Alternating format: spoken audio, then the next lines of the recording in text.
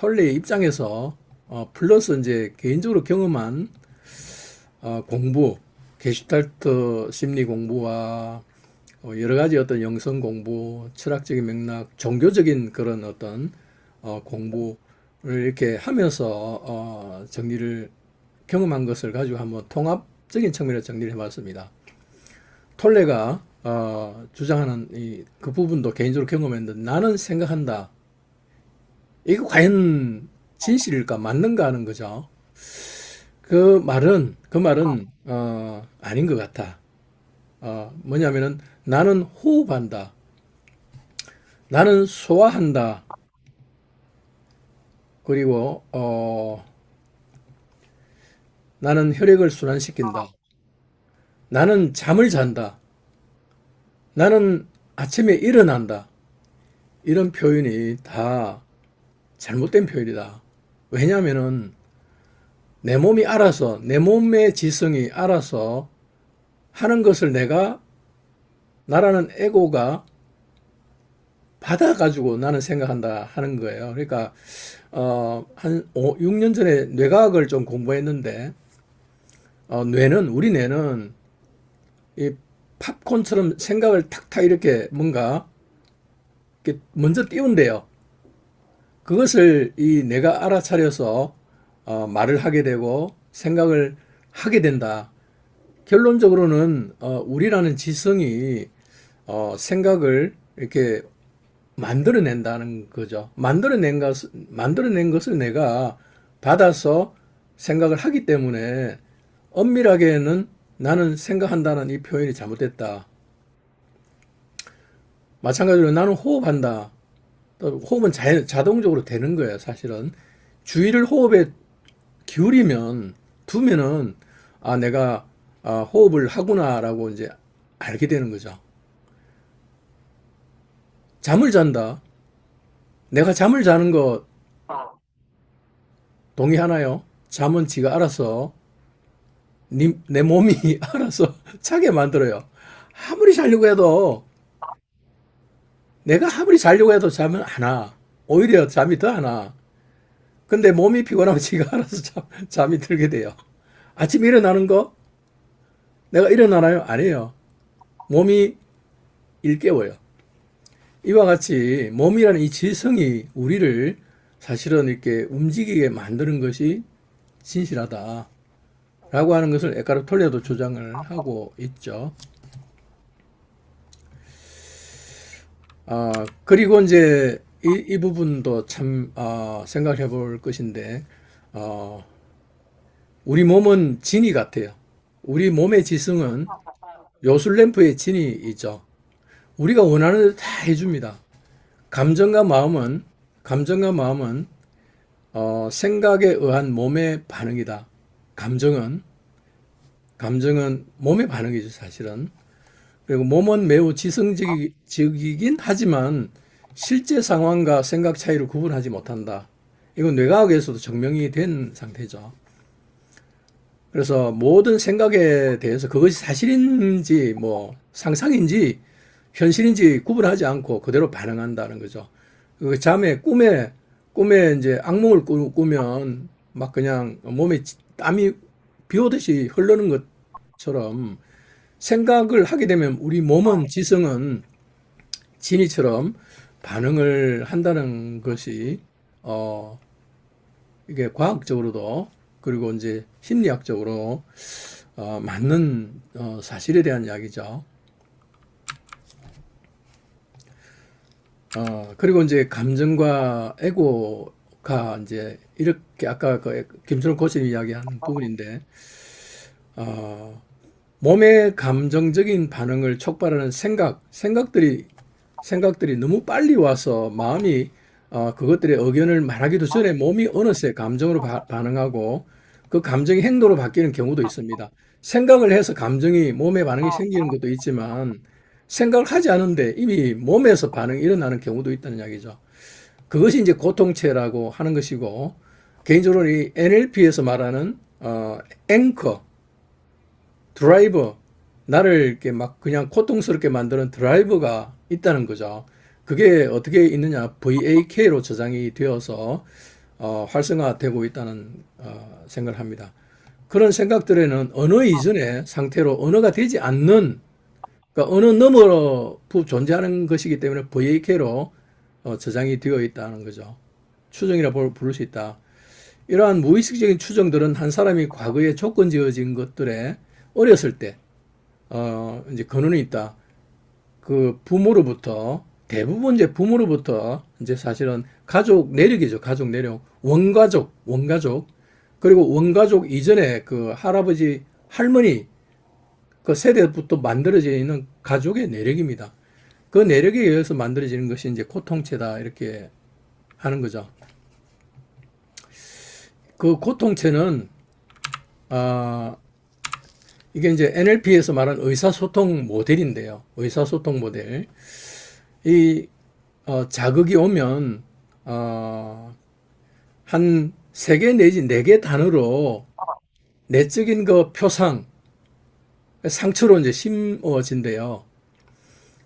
내적인 그 표상으로 심어지고, 그 표상이 고통체로 만들어지고, 우리는 모르죠.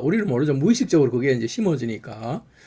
그리고 이제 그 내적인 어떤 표상이 어느 순간 활성화됩니다. 활성화되면, 그 내 몸과 마음이 갑자기 막 불안해지고 두려워지고 나도 모르는데 우울해지고 막 이런 것들이 일어나는 거예요. 생각은 전혀 아닌데 그것이 NLP적으로 보면 내적인 표상에 의해서 기인되는 것이다 라고 이제 생각을 합니다. 그래서 에카르트 톨레가 이야기하는 것하고 어떻게 보면 이제 게슈탈트 심리에서 이야기하는 것하고 NLP에서 이야기하는 것하고 심리학적인 측면에서 봐서도 이게 이제 에카르트 톨레가 이야기하는 것도 같다라고 생각을 해봅니다. 그래서 고통체는 인간에게는 오래된 기억을 지속시키는 성향이 있기 때문에 거의 모든 사람의 에너지장 안에 오래된 감정적인 고통의 축적물이 있다라고 하는 것이고 그 축적물, 그래서 이제 동양에서는 그걸 업장 또는 우리나라 말로 한이라고 하는 한풀이가 필요한 것처럼, 그래서 고통체는 또는 불행에 중독된 병이다. 고통 속에 있는 사람은 그 고통을 자기도 모르지만 즐겨요. 이거는 우리 둘째 아들이 그런 이야기를 해요. 우리 둘째 아들이 조금 그 고통체가 좀 많아서 힘들어해요. 지금도. 아버지 저는 고통을 즐겨요. 그 개인적으로 이제 너 자꾸 그렇게 부정적인 생각하고 부정적 그 감정을 그렇게 하는 거 내가 봤을 때는 네가 그거 좀 그 좋아하는 게 아닌가 했더만 맞아요 아버지 저 고통을 즐기는 것 같아요. 자기 나를 괴롭히는 것을 스스로가 즐기는 것 같아요. 이렇게 이야기를 하죠. 그래서 이게 참 쉽지 않은 부분인데요. 이 고통체가 이제 개인적인 고통체가 있다고 이제 이야기하잖아요. 부정적인 생각을 묻고 사는 고통체도 있고 드라마를 좋아하는 고통, 우리가 다 이제 지금 같이 다룬 건데 단단한 고통체는 매 순간 그 고통체 속에서 사는 경우가 단단한 고통체고, 단단하지 않은 고통체는 어떤 사람은 대체적으로 이런 경우가 있습니다. 40대 그동안 잘 살다가 40대 중후반 되면은 갑자기 그러니까 고통체가 활성화돼 가지고 전혀 다른 행동을 하는 경우가 있습니다. 그런 것은 이제 뭐랄까요, 이렇게 숨겨져 있다가 어느 시점에 그것이 활성화되는 경우도 있다 이렇게 보는 거죠. 언론이나 오락이나 언론에 의해서 고통체가 강화된다는 것은 뭐 특별히 우리나라는 극우 유튜브에 의해서 정말 극좌에 있는 사람들끼리 고통체를 계속 강화하는 것 같고요. 극우끼리 유튜브를 보면서 이거는 검열이 안 된 그 유튜브는 특별히 그렇잖아요. 그래서 참 심각한 어떤 사회적인 어떤 갈등이 이렇게 문제인 것 같아요. 그 다음에 집단적인 고통체를 여성의 고통체나 국가의 고통체나 인종의 고통체, 이념의 고통체, 이거는 이제 DNA처럼 뭐 개인도 마찬가지지만 요거는 이제 문화라고 그러죠.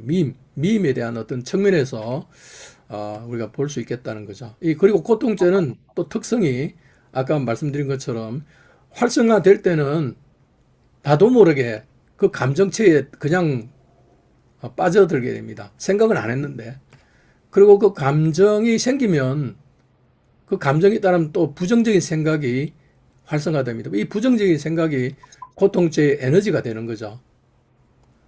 이런 것이 고통죄의 민낯이다 이렇게 보는 것입니다. 그리고 이 고통죄는 원시적인 지능을 가지고 있다 이렇게 톨레가 이야기를 하죠. 대부분 인간 존재 속에서 살아가는 반자립적인 에너지 형태로 감정으로 만들어진 독립체다. 그래서 고통죄의 지성은 자신이 살아남는 데 있다. 주기적으로 먹이 에너지를 필요로 한다. Why? 왜 그럴까요? 요것은 개인적으로 이제 게슈탈트 심리 공부하면서 알게 된 부분인데요. 톨레가 주장하는 것이 게슈탈트 심리적인 측면에서 일치가 되고 있다 생각합니다. 자, 뭐가 보이세요? A. 삼각형이 보이죠? B. 이렇게 뭔가 있습니다. 그 다음에 C. 동그라미가 보입니다. 구가 보입니다. 구. 동그라미 플레이에서 동그라미 원형의 구가 보이죠. D. 선이 보입니다. 이게 뭐냐면 게슈탈트의 원리에 의하면 완결성의 원리가 있어서 이제 우리가 인지를 하는 겁니다. A에 보면은 삼각형이 있는 것은 우리 뇌가 이 장면을 완결을 지으려고 하는 원리가 있기 때문에 삼각형이 그려지는 거예요. 그것처럼 이 게슈탈트에는 완결성, 근접성, 유사성, 원리, 입각의 하나의 의미 있는 전체 혹은 형태, 즉 게슈탈트죠. 만들어서 지각하는 경향이 있다 이렇게 하기를 해요. 그래서 고통체, 미해결 과제가 이놈이 지성이 있어서 완결을 지으려고 그래요. 완결. 다른 말로 해결을 하려고 그래요. 해결. 그래서 계속 팝업이 되는 거예요. 계속 활성화되는 거예요. 주인님 해결해 주세요. 주인님 해결해 주세요. 그래서 그것을 어쨌든 충분하게 접촉을 통해서 과거의 어떤 상처를 다시 지금 재경험을 하고 그것을 온전히 접촉이 되었을 때 미해결 과제가 해결이 됩니다. 더는 고통체가 활성화되지 않습니다. 그래서 그것이 완결성의 게슈탈트의 완결적인 의미에서 이제 작동이 되는 것이다. 그래서 에카르트 톨레는 그것을 이제 반지성을 가지고 있는 요소다 이렇게 주장을 하는 거죠. 오리의 경우는 이야기 된 거죠. 날개를 틀어라. 이야기를 내려놓아라. 날개 틀고 싶은데 이야기를 내려놓고 싶은데 안 되잖아 이게. 고통자가 여전히 있어요. 어떻게 할 거냐 이거지. 그래서 해결을 시켜줘야 된다. 미해결 과제를 어떤 방법으로든 해결을 시켜줘야 된다는 거죠.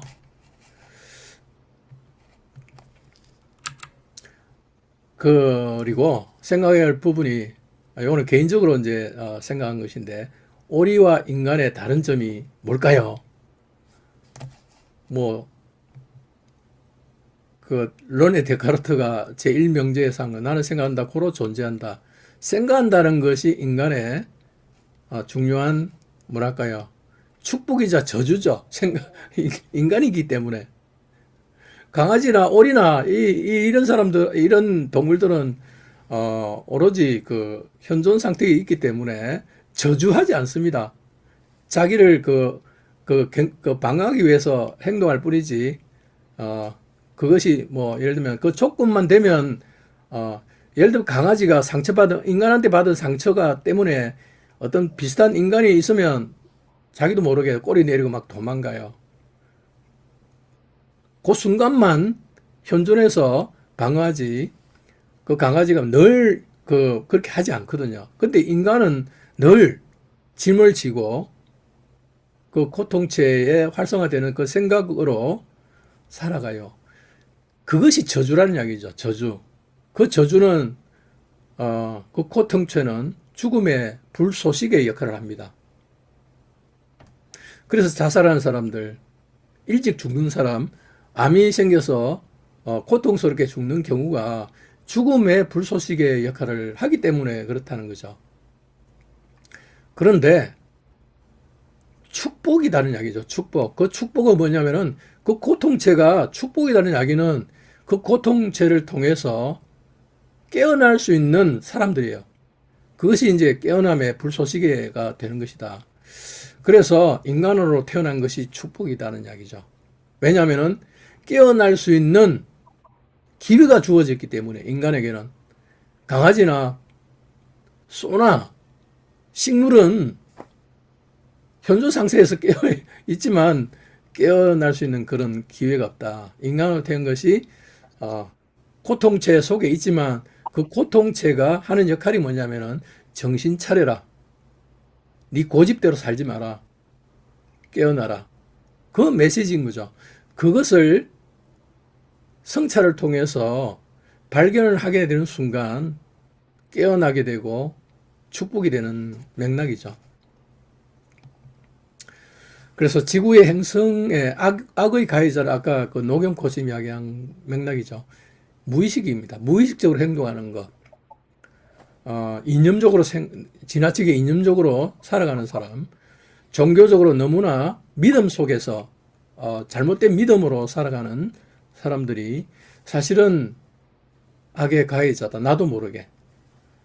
그래서 진정한 용서는 깨닫는 것이다. 깨어나는 것이다. 용서와 함께 우리 자신의 피해자의 정체성은 소멸되고 진정한 힘이 나타난다. 그래서 현존의 힘이 빛을 발휘할 것이다. 이렇게 보는 거죠. 그래서 지금까지 그 에카르트 톨레가 이제 1장에서부터 이제 5장까지 우리의 에고의 구조, 그러니까 게슈탈트 심리에서 말하는 컨텐츠가 아니고 프로세스, 그 사람을 움직이는 역동, 그 움직이는 역동이 사실은 그 사람의 에고거든요. 자의식. 그래서 동일화에 대해서 이제 많이 다루었죠. 생각과 감정, 행동 패턴, 역할, 비교, 욕망, 부족함, 내 몸에 대한 이미지도 사실은 그것이 에고에 대한 영역이죠. 제일 이제 극복하기 어려운 부분이 이제 고통체 활성화되면, 우리가 이제 참 어렵죠. 그리고 진짜 어려운 것은 뭐냐면은, 투명한 에고 영역입니다. 내가 정말 인지가 안 되는 나라고 하는 이미지가 있어서요. 그것을 건너기가 매우 어려운 부분에 해당된다. 이렇게 생각을 해봅니다. 이제 여기까지가 이제 그 에고에 대한 디테일한 부분을 우리가 공부했고, 다음 챕터에서는 이제 감옥으로부터 탈출을 하자. 이제 그 감옥이라고 하는 것은 뭐냐, 고통체 속에 있을 때 감옥으로 이렇게 비유를 한 것 같아요. 계절로도 고통체가 극대화됐을 때 나는 악마이다라고 스스로 규정을 했으니까요. 그래서 그것을 어떻게 탈출할 것인지, 고통체로부터 어떻게 탈출할 것인지가 6장에서 시작이 됩니다.